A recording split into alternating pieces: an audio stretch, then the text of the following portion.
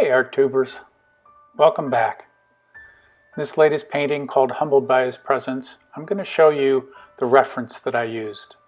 This is the rock formation at Mather Point up at the Grand Canyon. This is a separate rock formation. I really like the lighting and the clouds on this one. This is the horse pose that I used, not the cowboy, just the horse. And this is the cowboy that I used, not the horse. Put them all together, did a drawing, and this is the idea for the painting. So once I got the drawing transferred onto the canvas, I'm ready to go ahead and get started painting. I really do wish that I could show you this in real time, but unfortunately, I don't think there are very many people who are willing to give up 3 days. So this painting took about 3 days to get it where I wanted to be. I had everything put in except for the cowboy and the horse. And so I have only sped this up to about twice the normal speed, which is not that much faster than normal. I have used up to 20 times faster in order to get some of this in other videos, but I wanted to try and keep this at a manageable speed so that you could see what's going on. Like with all my paintings, I start with pretty thin paint. I don't use a lot of turpentine, but I use some, and that thins it down. I can continue to see the drawing that's underneath and build up the paint in layers as I go on. But this gives you a little bit better idea as I'm starting to get some of the undersides of those clouds. I start with the big shape and then give it the dimension that I need as I go along. I don't try and get it all in there exactly right just to start with. It is a process, so take your time with it and just try not to rush too much. Don't question your paint too quickly once you put it down.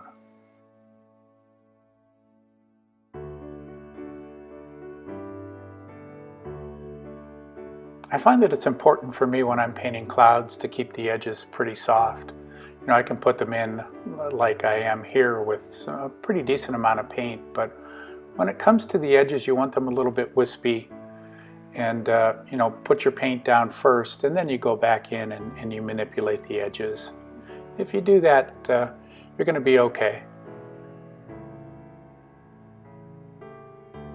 Everything's about values on these, on your whole painting, but you have to make sure that your clouds, unless it's a very, very dull, dark day, your clouds shadows should be nowhere near as dark as your landscape. So try and keep that in mind. When you first start painting them, they're probably going to look a little dark to you, but as you keep going and then you put in the landscape, the shadow sides, those clouds will recede.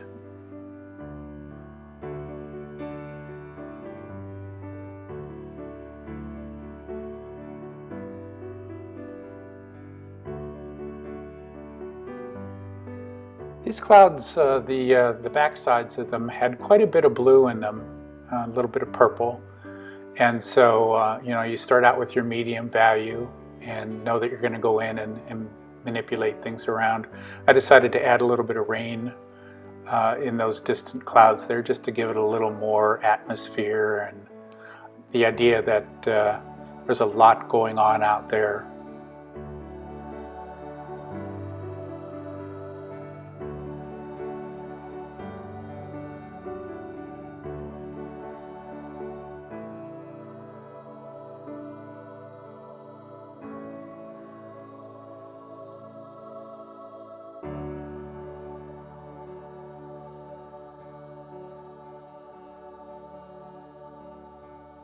So that's about where we need to be with the clouds. So it's time to get on to doing the shadow side of this distant butte there.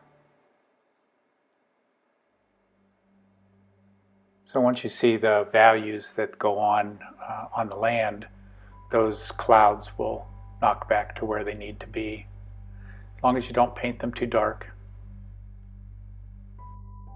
And remember, everything can be adjusted. So just because you put it down a certain way doesn't mean that it stays that way.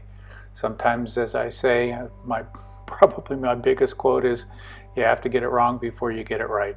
So don't be afraid to put something down and find that it's not right. You adjust it then.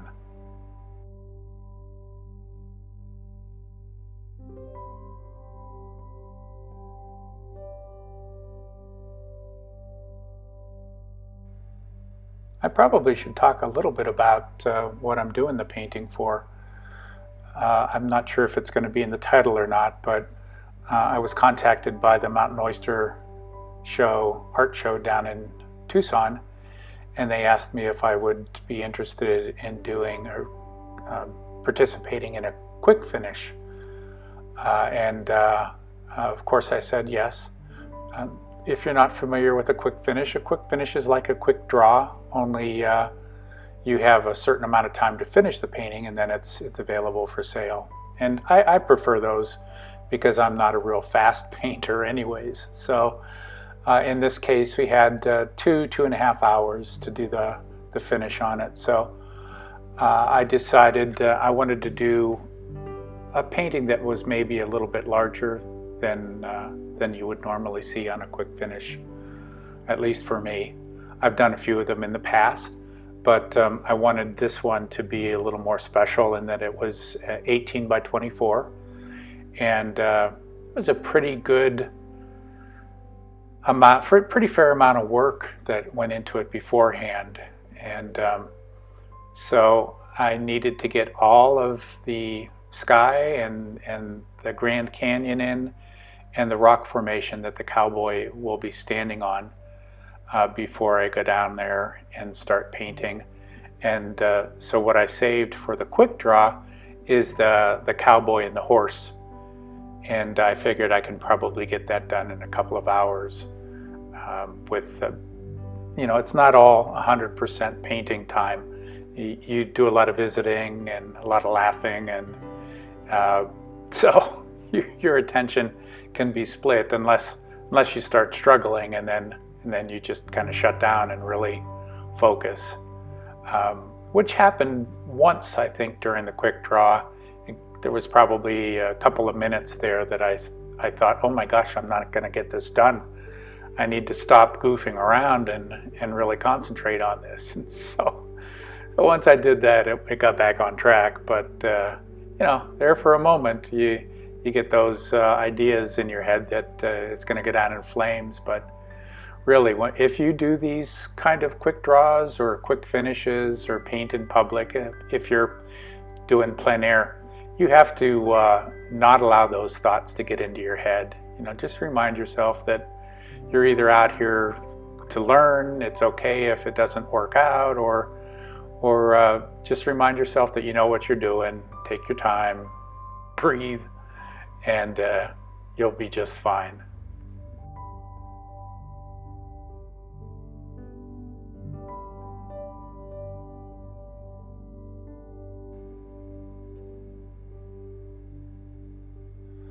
So as I'm painting the Grand Canyon here, some of these buttes in the distance, you can get overwhelmed with all the detail that's in there. I really encourage you to squint down whenever you're painting anything to give yourself those simple value shapes. And please don't get lost in the detail. Those will come later on. But if you get a good solid colors and color temperatures, and most especially your values, your lights and your darks, everything is going to fit into place, and then you can start adding your color temperature differences as you go along. But right now it's really all about just kind of getting everything to set where you want it to.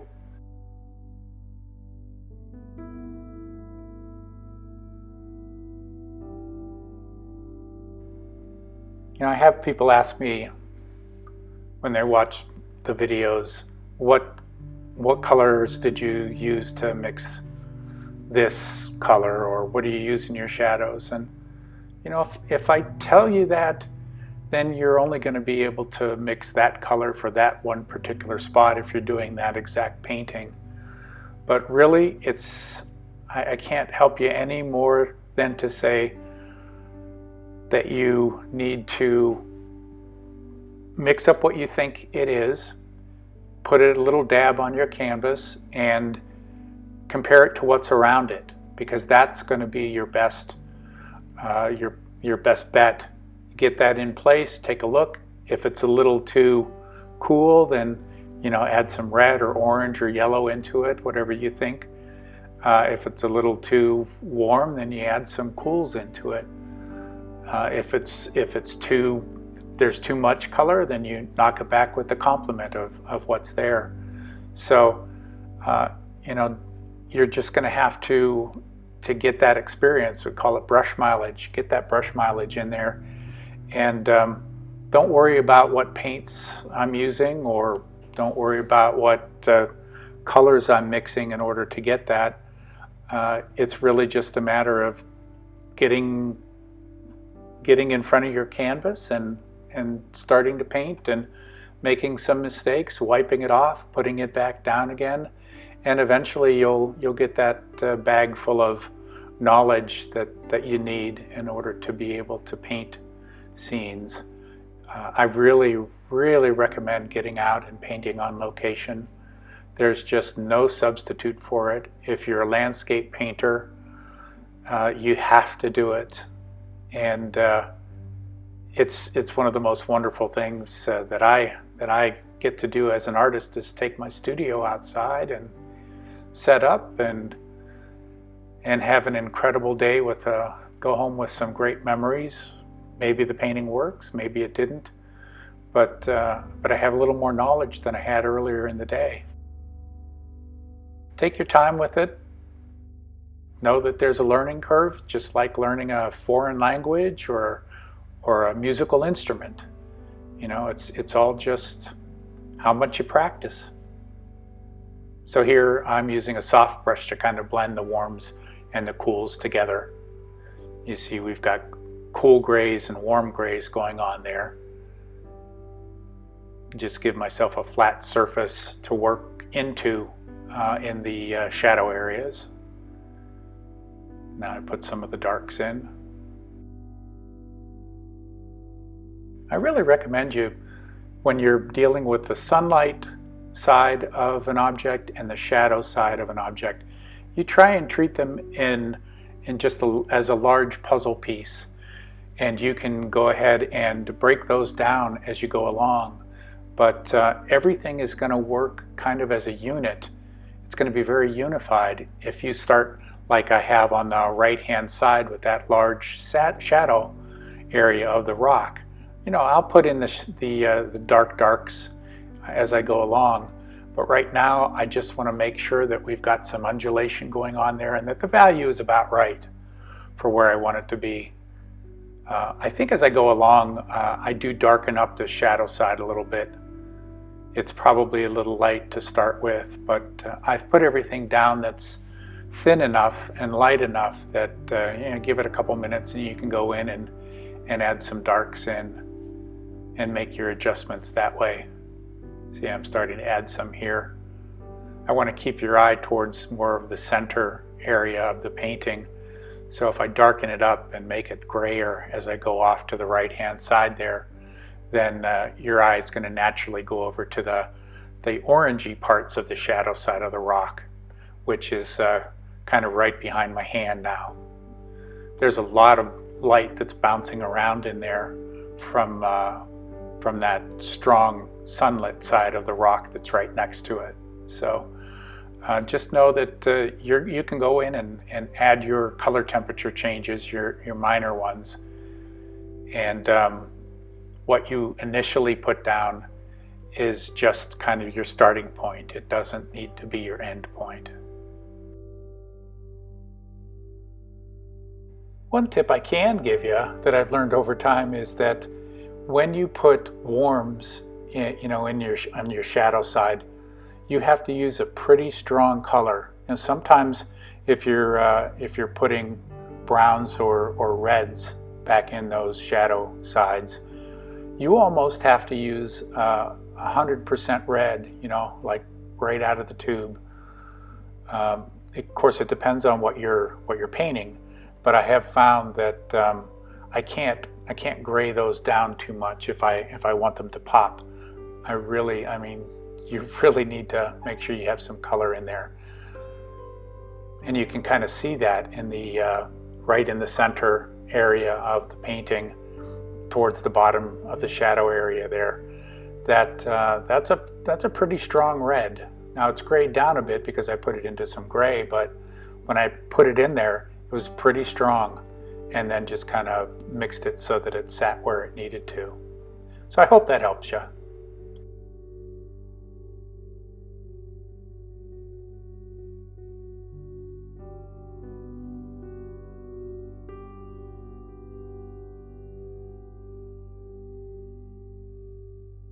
So you see, as I'm going along here, I'm starting to break down some of these rocks into smaller shapes and give them a little bit of character. I know that as I paint rocks, one of the things that I would do way too much is put in too many cracks and too much detail, and one of the things that I really needed to remember when I would do that is that typically less is more, and that's really true. And the more detail you put into areas that aren't that important, the more your eye is going to be drawn to it. And so what you're trying to do is you're trying to control the viewer's eye, and you have to do that by consciously deciding how much detail goes in where. And the more detail you put in, the more you're going to compete with other areas. So just make sure you keep your detail in your focal point, or in the important parts of the painting. Put a few good sized cracks and crevices, just enough to give the idea that that's a rock that you're looking at, and then you'll be fine. Okay, well, it's time to put in some of the halftones now on these rocks. It's not exactly right, straight, flat into the light. So it's kind of the medium tones of the rocks. And you know, this sun is pretty low, so the top of that rock is not getting as much light as the side of the rock is.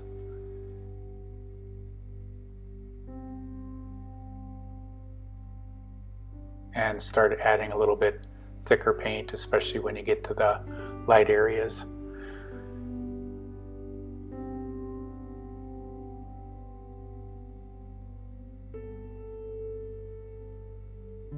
I love putting these highlights in on the rocks. It really starts giving you a feeling of the sharp planes that these rocks have.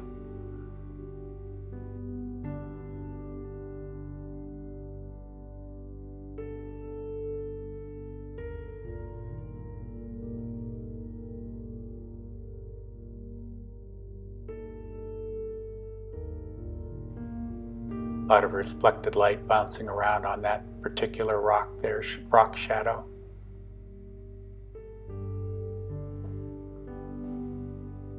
Same with that.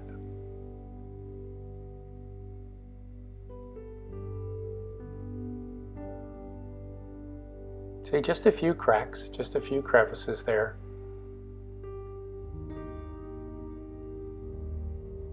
When it comes to painting rocks, you really cannot be a slave to the reference. You need to understand kind of what the planes are doing and simplify it so that it gives you the idea of what you're seeing. Unless you're a photorealist painter, and then just take everything I said and throw it out the window. But if you're more of an impressionist realist painter, then make sure that you simplify this stuff up and just understand what you're trying to do without actually having to do everything that's there. I found that out when I would go out to Jackson Hole in Wyoming and paint some of the cliffs, some of the rock faces out there, and especially learned it when I moved out here to Prescott. You cannot possibly paint exactly what's there, and if you do, you end up with a mess anyways. So you're giving an impression of what you're seeing. You're not actually painting exactly what's there. Your eye will fill in an awful lot.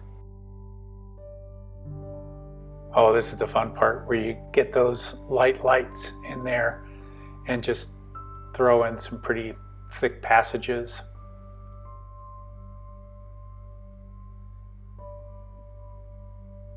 It's kind of like putting icing on the cake or jewelry on, at the very end before you go out. It's the last thing you put on, and it's the first thing you see.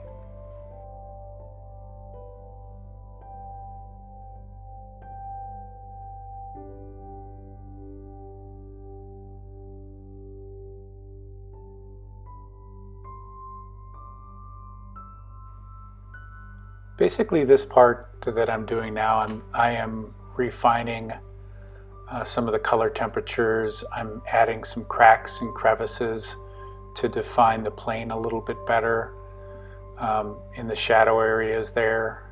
Like you see that I'm going to be adding some little bit of cool in there to offset the warm. So there's just a lot of adjusting that goes on. Once you get that overall value that goes in there, then you can go in and you can break up the shapes and add your very close color temperature changes. As long as the value is close, you're going to be able to go in and make your adjustments. So knowing that takes a lot of the pressure off of you. Just be patient, work methodically, and know that nothing is finished until you say it's done.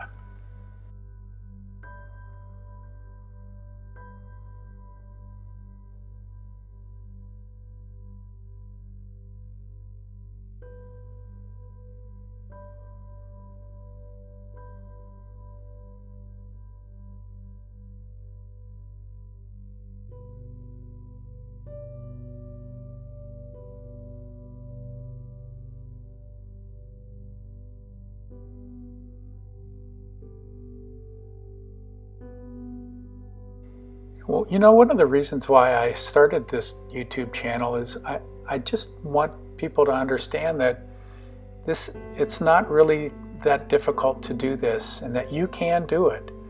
You just have to learn some of the fundamentals and practice, and if you're willing to do that, you're going to make gains. You just can't help it. So be easy on yourself. Don't ever give up. And if you do that, you're going to have more and more successes, and not just successes, but you're going to understand why something was successful. If you I've had quite a few paintings that I went out and I painted and came home and it was a good painting, and it was a good painting in spite of myself. And at the time that I did it, I probably couldn't tell you exactly why it worked so well. But the more you get out there, the more you'll start to understand when you look back. Oh, okay, well, this was really simplified, and I got the eye to go where I wanted it by putting all the detail or the areas of largest contrast where they should go. So, like I said, you may not always understand why something works at the beginning, if it does, but keep at it and you'll figure it out.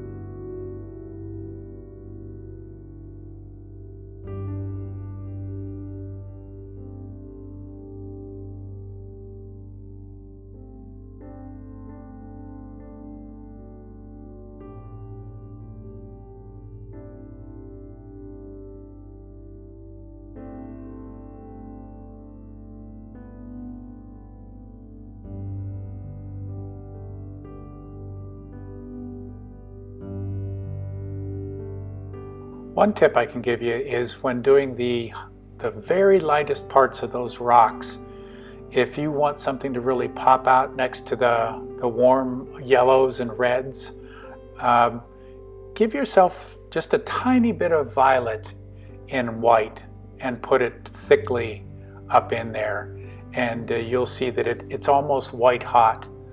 And I never recommend putting pure white on your canvas anywhere, other than maybe spectral highlights. But if you just add a little bit of that purple, you'll be amazed at how hot that looks.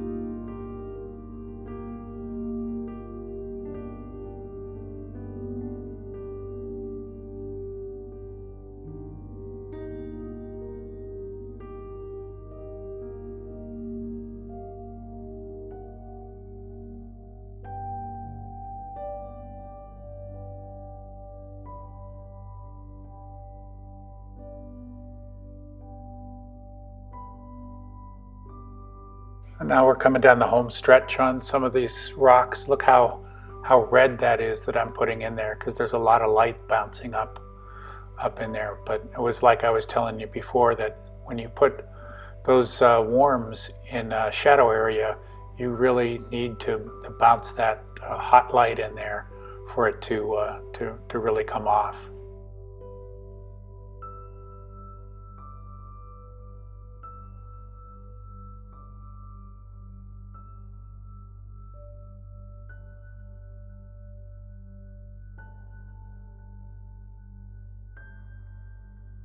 Constantly adjusting the color temperature to try and make it really look like it's got light bouncing around in there.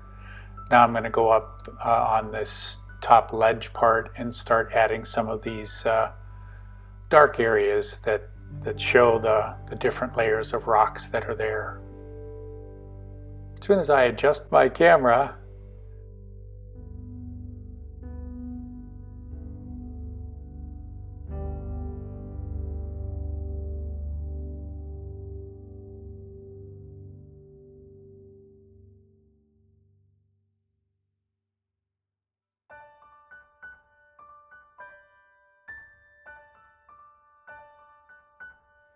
and really at this point it's detailing throughout, checking to see that you didn't forget something.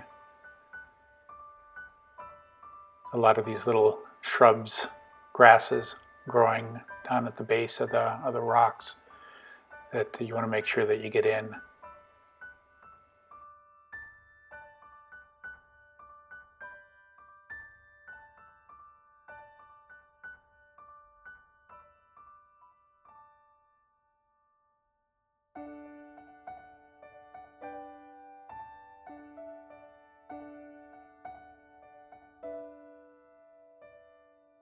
And that's probably just about all of it for the grasses.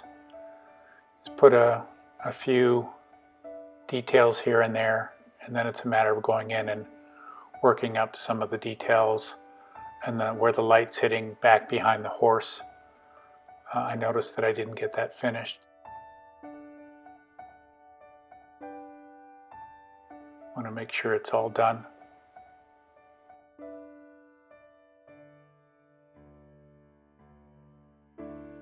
That light rakes across the top plane there that normally gets most of the light, but since the sun is so low on the sunset, it's not. And now we're doing the white hot parts of this rock where it's really catching the light. Don't want to go crazy with it, but you want to make sure that everything that's supposed to be lit up is.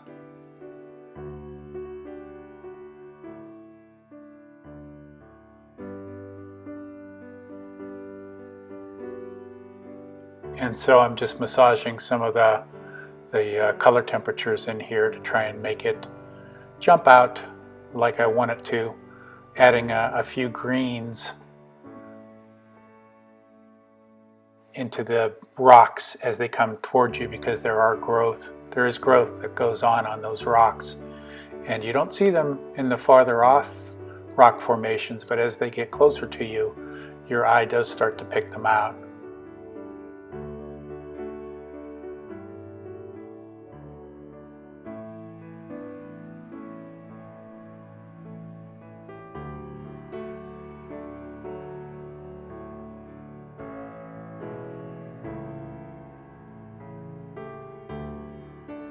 And just a few final finishing touches on the grasses, and we're about finished until we get to the quick draw.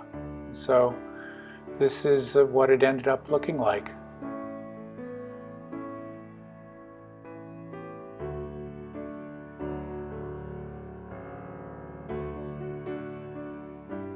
See, those clouds looked a lot darker when we first started putting them in.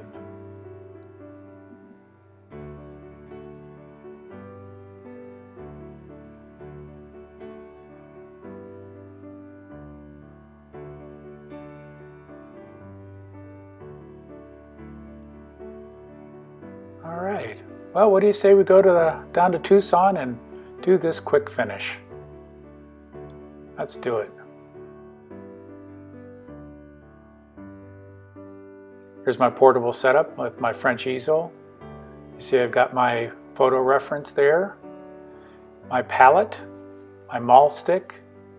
That's where I'm going to be playing the video that I did of the painting before I'm finishing it, and then there's the sketch. People really like to see the sketch, and they want to know what your process is, and sometimes I'll give it to the people who bought the painting, like I did in this case.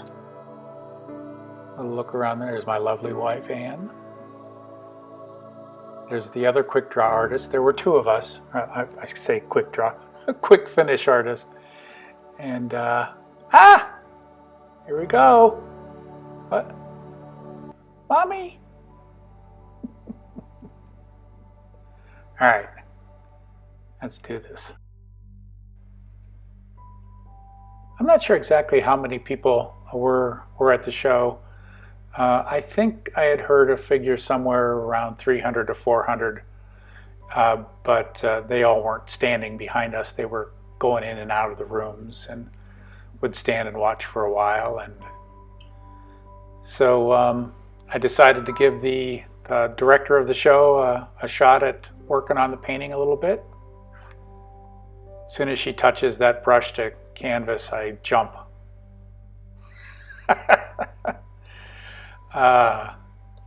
Thank you, Alicia.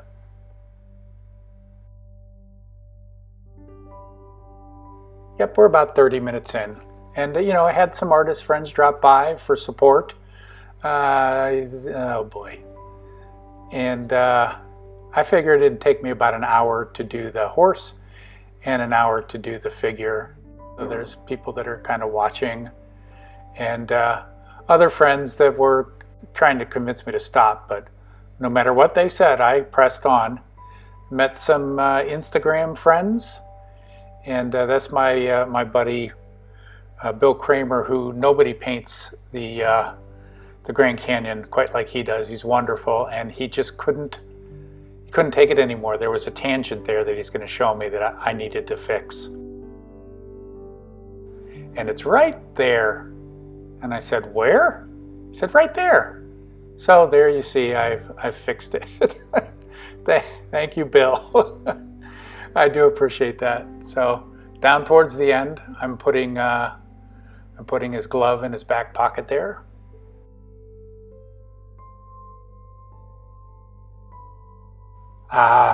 More friends cheering me on.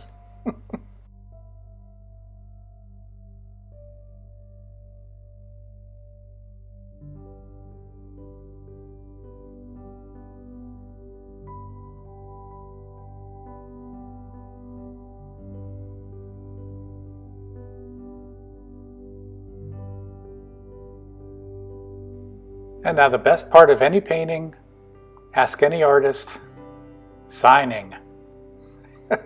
So I always sign with my name if I like the painting, and I sign someone else's name if I don't.